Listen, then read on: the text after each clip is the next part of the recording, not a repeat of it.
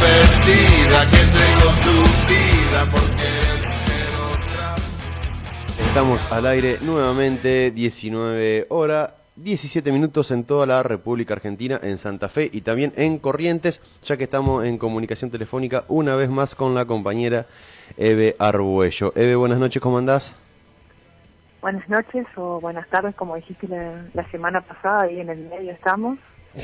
¿Cómo estás, Víctor, vos? Bien, bien, bien, bien. Feliz cada vez que hago radio, como cada vez que hago radio. Me alegro mucho de escuchar eso. Ahí te estaba el respondiendo un WhatsApp, pero bueno, justo te habían llamado. Estábamos terminando de diagramar. Eve, no, bueno, un poco la charlita que estábamos teniendo, ¿no? Es de que habíamos, repasando un poco en que habíamos quedado el jueves anterior, con historia, le recordamos a la audiencia historia del peronismo de la gran Evita. Y bueno, ahora la segunda parte, que en realidad es un resumen, no menos importante, pero sí rápido, porque nunca se puede abarcar del todo en 25 minutos, media hora. Tal cual, así es. Bien. Es un libro que tiene bastante contenido. No es muy largo, pero tiene bastante contenido y mucho sentimiento, como es Evita. Así es, así es. Y ahora vamos a empezar a hablar un poco de esto que me parece más que importante, ¿no? En donde Evita esa pregunta, ¿qué es el pueblo para un peronista? ¿No? Tal cual, hay una de nuestras verdades que dice que tenemos que hacer lo que el pueblo quiere y defender un solo interés, el del pueblo, y es una que es muy importante. Así que entender lo que es el pueblo es algo básico también para entender cómo Evita explica la historia del peronismo. No solamente la historia del peronismo, sino que habla la historia del mundo y de los pueblos y sus líderes. Así que es un concepto bastante importante que Evita remarca mucho en el libro, porque hay que entender lo que es el pueblo y entender la diferencia y el protagonismo que tuvo el pueblo en la revolución peronista. Por eso ella explica que lo que diferencia mucho al pueblo de la oligarquía, que es el resto ese que quiere dominar al pueblo sin darle participación, y darle participación significa dejar que este pueblo sea libre, se organice, tenga lo mínimo indispensable para poder ser feliz y no ser explotado, como sucede en el capitalismo. Y ahí explica que lo que nos diferencia es ese espíritu oligarca, que el que no es pueblo se siente más que el pueblo. Entonces es importante entender que cómo funciona este espíritu, que es el espíritu oligarca para ellos, que es el afán por el privilegio, es la soberbia, el orgullo, la vanidad, la ambición, y lo que ella más miedo tiene, por eso también habla tanto de esto, es de que nuestro movimiento se infecte con este espíritu oligarca y deje de ser pueblo, porque el movimiento peronista, sobre todo en esa época, estaba constituido sobre todo por los gremios y por los trabajadores, que era el pueblo organizado, porque diferencia lo que es la masa del pueblo. La masa es desorganizada, actúa con vehemencia, muchas veces con violencia, porque es explotada, y en cambio el pueblo está organizado, tiene una conciencia social, y no tiene esto, que es el espíritu oligarca, que es creerse más que el otro, y de tener esto de querer ser mejor, de tener estos privilegios de que sin trabajar poder vivir del pueblo y explotarlo. Entonces ella tenía miedo, porque ella decía que en el 45 fue la primera victoria del peronismo y que ahí vencimos a los oligarcas argentinos. Se rebeló la masa y dijo no, nosotros sí. Se convirtió en pueblo al rebelarse y organizarse. Y fue entonces cuando vencimos a esa oligarquía de ese momento para ella. Ella pensó que esa oligarquía nunca más iba a volver. Lamentablemente vimos que sí volvió, con ayuda de extranjeros, volvió esa oligarquía. Pero ella decía que el pueblo estaba tan fuerte de que no iba a dejar que vuelva así nomás. Tampoco fue así nomás. A través de las armas nos ganaron. Y bueno, conocemos la historia después de que Evita la contó, porque tuvo la suerte Evita, porque si hubiera visto todo lo que pasó después del 45, si no se moría, no sé qué le iba a pasar, pero iba a ser la que más iba a sufrir todo este golpe que tuvimos. Sí, ella lo que hace es una especie de antítesis, ¿no? Porque primero empieza enumerando las virtudes del pueblo, ¿no? Como generosidad, sinceridad, desinterés y humildad, siendo la humildad la fundamental, ¿no? Del ser peronista, y después un poco se transforma este discurso y me parece que me parece que ese es el camino un poco, hablar no solamente de peronistas, sino también del argentino a pie. Incluso el programa es escuchado por mucha gente que incluso no es, por ejemplo, peronista, y lo cual frente a lo cual no hay ningún problema, ¿no? Y ella dice, el peronista nunca dice yo, ese no es peronista, el peronista dice nosotros, y nunca se atribuye sus victorias, que es un poco esta vanidad, esta soberbia que vos decías, ¿no? Es el fruto del caudillismo, y del caudillismo, eso por ahí está bueno aclararlo. Porque, a ver, hoy recién hablaba del general Güemes, que era un caudillo, Artigas era un caudillo, pero una cosa es la idea, la connotación que tiene la palabra caudillo cuando hablamos de personajes como estos, que fueron próceres, y otra cosa es cuando Perón describe al caudillo que es, sea dirigente sindicalista, sea funcionario, una persona que simplemente busca levantar su figura y la de un grupito minúsculo que tiene alrededor, ¿no? Tal cual. Por eso, la importancia, a mí me parece, ¿no? Como hablábamos en una de las charlas de la academia con un compañero, o sea, hay algo presente en muchos de nosotros, que es que, digamos, pese a que tenemos marcada nuestra identidad peronista, quisiéramos dejar de ser peronistas, digamos, y que la Argentina misma encuentre como un común denominador a la hora de construir política y de llevar adelante gestiones y planes de gobiernos. Es que sí, es que ser peronista significa hacer lo que el pueblo quiere. Y si el pueblo en esta etapa que estamos viviendo siente tanto rechazo a la palabra peronista porque la asocia a otras cosas, hoy en día lamentablemente el peronismo está asociado a la corrupción, a la vanidad, todo lo que acá Evita habla en el libro, de que tenía miedo que pase nuestro movimiento, de que nuestros propios compañeros se vuelvan oligarcas, ha pasado mucho nuestro movimiento, se ha llenado de caudillos, se ha llenado de oligarcas, de personas que se creen más que el pueblo, hubo un poco de corrupción, y un solo caso basta para empacar un montón de cosas buenas que podemos y pudimos haber logrado. Y entonces el pueblo siente un rechazo hacia esa palabra. Y si para nosotros lo más importante es el pueblo, no necesitamos decirnos peronistas o sea, el pueblo está por encima de cualquier nombre que podamos tener. Por eso cuando vuelve Perón, cambia la verdad de que para un peronista no hay nada mejor que otro peronista, la cambia para un argentino no hay nada mejor que otro argentino. Y nosotros ahora que Perón ya no está, tenemos que seguir su doctrina. Y si a veces tal vez tendríamos que hacer conocer lo que fue el peronismo del 45, el primer peronismo, o la doctrina del peronismo, y explicar que no es lo mismo ser peronista hoy o que no se entiende el peronismo. No hay una diferencia. No. O sea, la gente no está entendiendo lo que es el peronismo, entonces no tenemos que hablar de peronismo porque la asocian a otra cosa que en realidad no es. Lo ideal sería tratar de hacer comunidad y Exacto. defender esta comunidad y esta organización que es la que necesitamos para que los derechos del pueblo no sean arrebatados fácilmente. Exacto. Creo que después primero... tener una charla sobre clubes, sobre comunidad, a eso tenemos que apuntar los peronistas, de tratar de fortalecer los gremios, los clubes, las comunidades, las iglesias.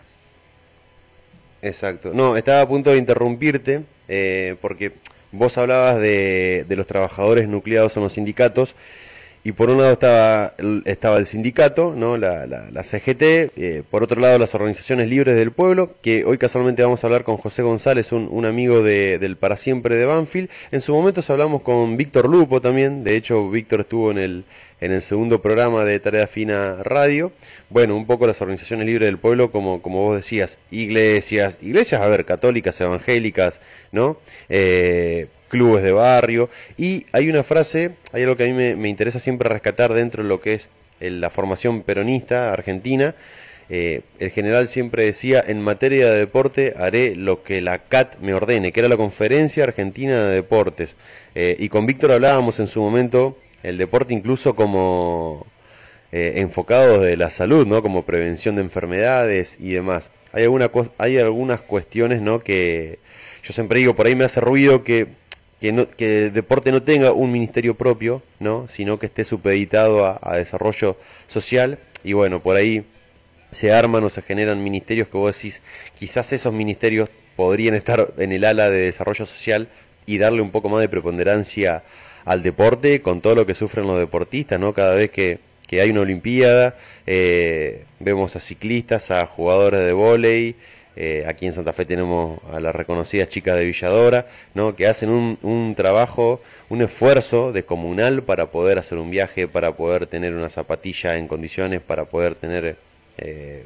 para tener listos los recursos, digamos, ¿no?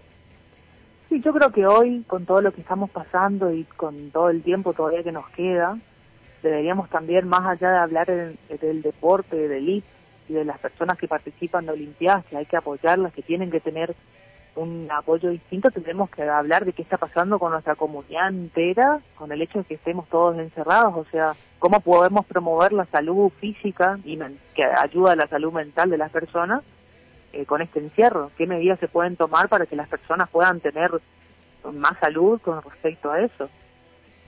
Creo que sería un buen tema para poder tocar en este momento, que es primordial.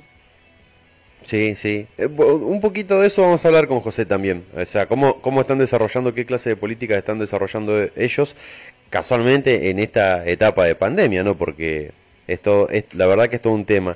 Es complejo para algunos, sencillo para otros, pero sí, comparto totalmente con vos de que es algo que hay que traer a relieve.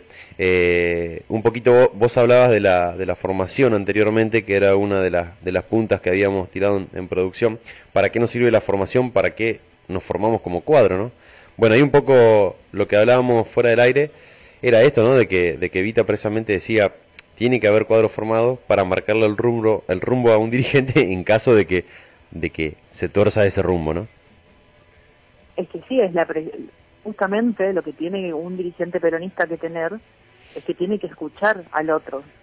Y tienen que haber personas, o sea, cuando Perón vuelve incluso, le pide a todos los cuadros políticos de ese momento que no ocupen los lugares del Estado, que ellos sean los controladores de estos dirigentes y estén todo el tiempo pendientes de lo que hacen, para que escuchen al pueblo, de hacer de nexo, porque si hay que decir, nuestro mayor cuadro peronista en la historia fue Evita, y Evita nunca ocupó un cargo en el Estado. Evita siempre fue el nexo entre los que ocupaban los cargos y el pueblo, que es lo que tenemos que hacer los cuadros peronistas, estar siempre en contacto con el pueblo, escucharlo, ver qué quieren, nunca cegarnos con las decisiones de arriba. Los que están en el gobierno tienen que entender y escuchar al pueblo todo el tiempo, y no decir lo que ellos quieren hacer o que se va a hacer su voluntad, sino que se va a hacer la voluntad del pueblo, en todo, en deporte, en cultura, en pandemia. Hay que educar al pueblo y el pueblo tiene que ser soberano de sus decisiones. Esto también habla en Historia del Peronismo, cómo el peronismo se diferencia, se Evita en el libro, habla de cómo el peronismo se diferencia del comunismo, del capitalismo, con respecto a eso, como el pueblo fue uno de los el más importante artífice de toda esta revolución junto a Perón, que Perón siempre fue de querer educar al pueblo, como el pueblo era el soberano de esta revolución, tenía que estar organizado, tenía que tener universidades, por eso crea las universidades, no es que las crea más universidades, es que sea gratuita, que sea accesible al pueblo, que cualquier hijo de obrero pueda estudiar, y no que pueda estudiar porque es solamente gratuita, sino que porque tenía todas las condiciones necesarias. Tenía salud gratuita, los padres tenían un acceso distinto, tenían asignaciones, por decirlo como hoy las conocemos, para que los chicos puedan estudiar, existían ciudades universitarias para que los chicos puedan vivir, o sea, los que vivían en pueblos que no tenían universidades cerca podían trasladarse y vivir en un lugar gratuitamente para poder estudiar. Así y un es. montón de otros beneficios para que realmente todo el pueblo argentino tenga acceso a la educación. Y eso no lo hace no lo hicieron otras revoluciones. En esta revolución que fue del pueblo, los beneficios fueron para el pueblo y organizarla significa educarla también. Por eso es de lo que me preguntaste vos sobre el tema de la formación, porque formarse como un cuadro político no solamente es formarse en política o en peronismo, sino es formarse en todo, en lo que estudiar nuestro propio suelo, nuestra patria, que todos nuestros universitarios tengan conocimiento desde el pueblo a toda, o sea, donde quieran llegar, pero que no perder nuestro nacionalismo, por decirlo así. Así es. Eso para mí se engancha con la segunda parte de la entrevista, ¿no? En donde nos preguntamos cuáles fueron las causas del peronismo. ¿Qué podemos hablar un poquito respecto de eso? Y tiene que ver con muchísimo también bueno, primero que una causa, obviamente, que fue tenerlo a Perón. La revolución del 43 se da porque el pueblo estaba cansado, no encontraba orientación, hubo mucha presión y mucho acompañamiento, por algo cuando fue el golpe del GO, no hubo quejas. No es que como en otros golpes militares que hubo en Argentina, que tenían todo el pueblo en contra, sino que veníamos de un montón de tiempo de inoperancia del Estado, de no tener, de que el pueblo estaba oprimido, sin derechos, pobre, y además de eso que había mucha corrupción, falta de orientación, no había un sentido nacionalista tampoco de los que estaban a cargo.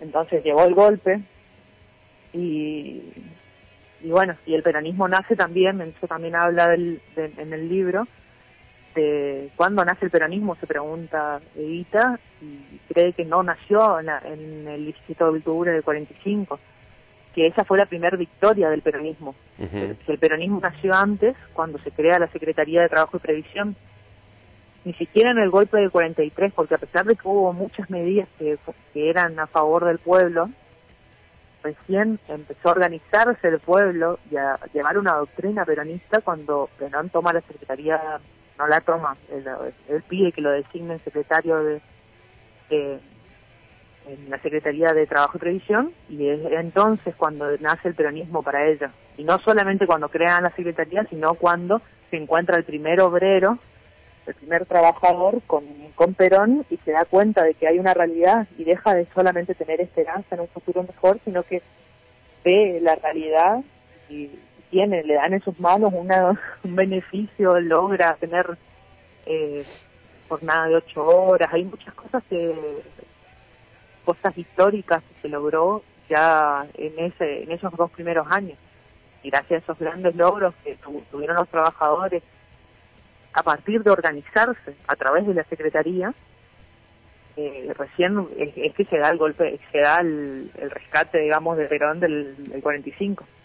Exactamente, textual, Evita dice, nació cuando el primer obrero, como decías vos, al encontrarse con el general Perón, pensó que ya tenía quien le protegiera. Yo lo relacionaba porque, por ejemplo, lo que fueron las creaciones de las universidades tecnológicas, ¿no? En donde los hijos de los obreros se podían profesionalizar, y bueno, a través de todo lo que es no solamente oficios, sino las distintas clases de ingenierías. Un poco también de, como vos decís, bueno, salirse un poco de la teoría, hacer otra clase de observaciones. Entonces, bueno, yo siempre cuando hablo con los compañeros, porque algunas cositas pensadas hay para hablar del tema de educación, sino que, bueno, yo estoy leyendo algunas cosas, informándome, formándome, porque, viste, por ahí si no, no quiero meter la pata hablando en criollo. En esta etapa de inclusión, en donde hablamos mucho de inclusión y en donde tenemos algunas políticas, ¿no? Que para mi gusto, bueno, tendrían que observarse otras cuestiones, como por ejemplo, al menos aquí lo que es en la ciudad de Santa Fe, bueno, cómo accede la gente más humilde a las universidades, a través de un sistema de transporte, a través de una beca, ¿por qué no nexos universitarios, no? Un poco, no sé si sucede lo mismo allí. Es que un gran problema que tenemos hoy en día no es solamente acceder a la universidad, sino que la universidad no está preparada para los hijos de los obreros o para nuestras clases más humildes en este momento. No está preparada la universidad para los más humildes. Perón hizo en ese momento todo un sistema donde los chicos empezaban trabajando. O sea, a los 16 años incluso ya empezaban a trabajar. Y no era un trabajo propiamente dicho esclavo, sino que era un trabajo con estudio y aprendizaje.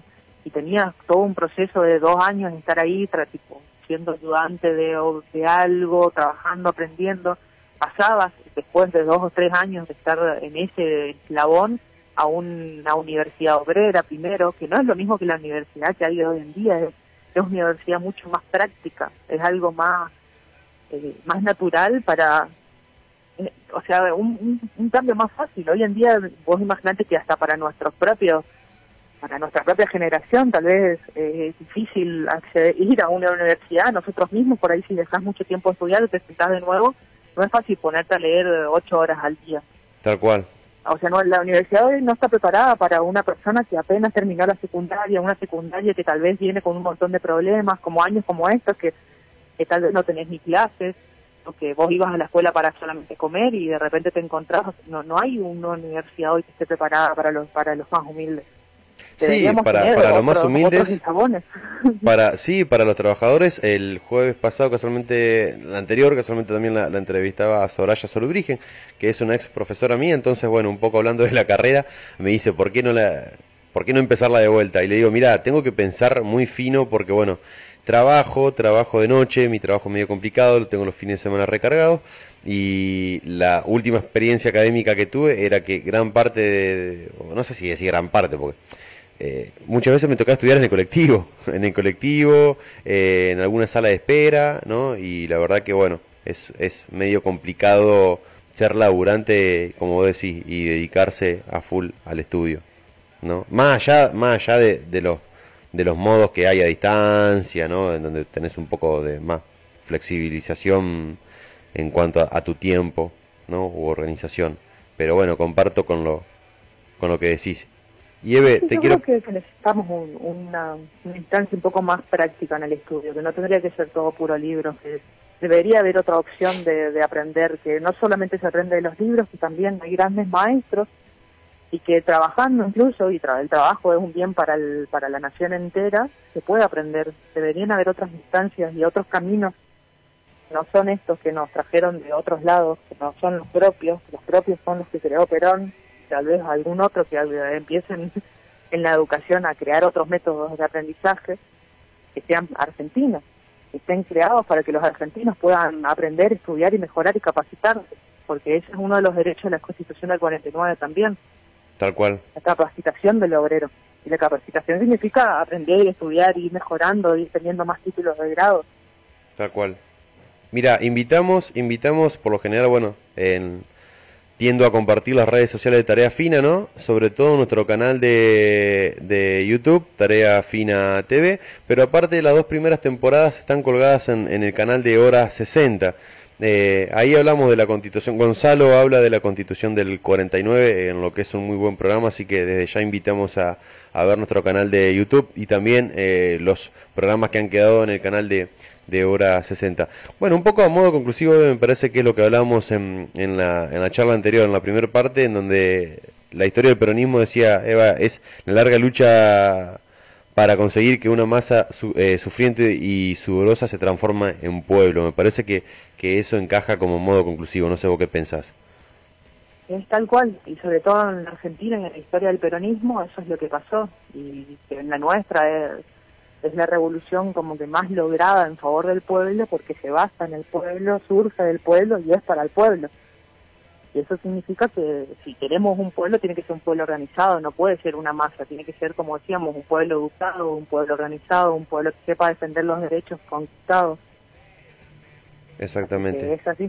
Exactamente. Eve, muchísimas gracias, nos quedamos sin tiempo, te mando un abrazo enorme. Espero que nos podamos ver en cualquier momento. Y Santa Cristina. Dale, te mando un beso grande. Chao, chao.